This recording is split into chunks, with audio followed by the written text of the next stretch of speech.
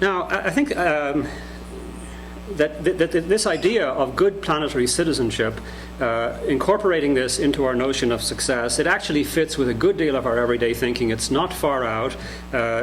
We do have a special esteem and admiration for people who are distinguished by their contributions to solving our major problems. So what I would ask this question: what justification could there be for not partially defining a successful human life as including such contributions? When graduates of a high school meet after so many years and they ask themselves about the people who were voted most likely to be successful, we would hope that people would say the following sort of thing: look at so-and-so, she is such a success. She planted 200 trees last year. She played an important role in persuading a local politician to support net metering. She cut her carbon footprint by 75%. Oh, and I forgot to mention that she takes care of a number of stray cats indoors. Supports orphans and volunteers for Habitat for Humanity. Now that's what I call a success. This recalibration of our idea of what it is to be a success has implications for our feelings, attitudes, judgments, and more in a host of areas. It makes a difference to what sort of activities elicit our admiration and our approval, what sorts of people we admire, what sorts of behavior we take pleasure in, wherein we find our own sense of self-respect, under what conditions we have a sense of our own dignity as moral beings who are behaving as we ought to behave, and more besides. In any case, I think that we ought to say no to the standard idea of success. Now, there's much more detail that I would like to go into here, but I'm just going to skip over this. I think that in general, the global crisis requires something like a global eco-Marshall plan where each of us has an obligation to focus our minds on issues such as those that we're talking about, that I'm talking about, and to make these a priority. We all know this is true. This is why we're here. Okay, so I'm not saying anything you didn't know already. What I've mentioned are merely examples of moral obligations that we currently have. I'm not sure how easy or how difficult it is to fulfill these obligations. Maybe we need a sense of optimism to do it, and this is sort of inching my way now into the next set of topics I want to go into. Maybe it requires considerable strength of purpose. Maybe it requires us to defeat despair or cynicism. Maybe we need a sense of being empowered. It's an interesting question, actually, what you need. And with that, I turn to the topic of religion. You might say, what does religion have anything to have to do with what I've mentioned so far? The obligation to try to, counteract the loss of biodiversity, rethinking the notion of what it is to live successfully. In a way, religion has nothing to do with it, in my view, in that there are these problems that are caused by human activities, by patterns of human consumption, by the size of the human population. We should cease and desist from causing these problems. We can stop, we should stop. And why? Well, because we are causing these harms. That is, the harm that we're causing, wiping out forms of life and so forth, provide a perfectly adequate explanation of why we should stop doing what we're doing. So in a way you could say, well, why introduce talk of religion or a God at this point at all? And I want to suggest a series of ways that I think provide a reason for thinking a little bit differently. I want to probe a series of ways in which religion, including religion that involves a deity, can be relevant to the fact that we have these obligations.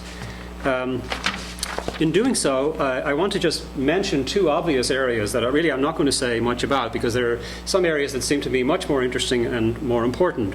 The first of these is divine command theories of ethics, and there are theories of what it is to have a moral obligation, or what it is for something to be morally good, that really think that the best way to give an analysis of those things is in terms of God or God's will and so forth. In a way, I've already indicated that I don't accept a theory that is entirely of that sort, since I think I've already said that the fact that we're wiping out species on a very large scale provides a sufficient reason for us to stop doing so. So I think that's sort of self-contained. We're causing this harm.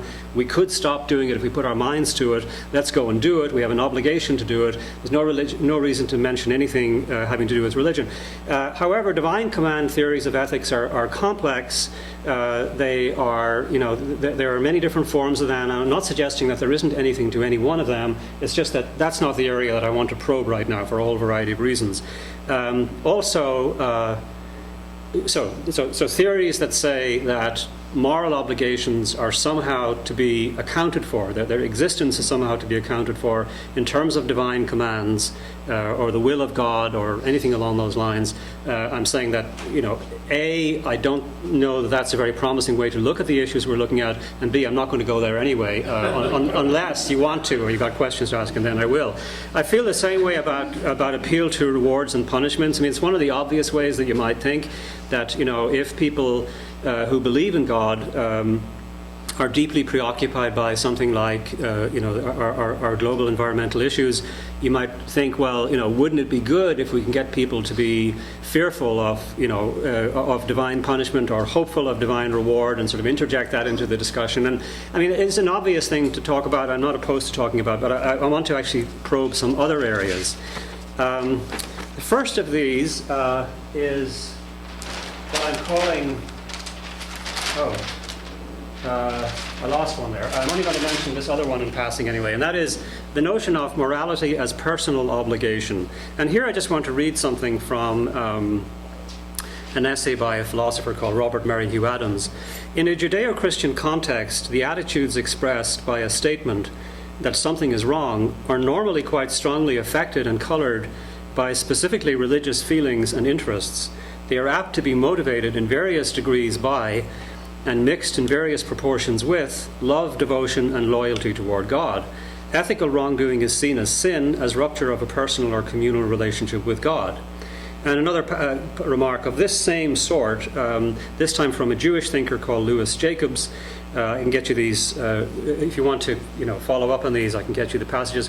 The religious man, he means person, sees his or her ethical concern as part of a historical relationship with his God. In theological language, it's the will of the Father of mankind that all his children should love one another. But this in itself imparts a different quality to man's ethical striving. So the idea here is that a believer in God actually sees moral obligations in a somewhat different way, that moral obligations have this additional dimension of seeming to a monotheist who has them to be owed to a being to whom one wishes to be loyal. Okay, and I'm saying that's a dimension. Actually, I think that's a dimension that can be easily missed by entirely secular people. I think this is sort of interesting. It's sort of inching me in the direction in which I want to go, which is to look at a variety of, as it were, theological dimensions to how moral obligations look from within a theistic context.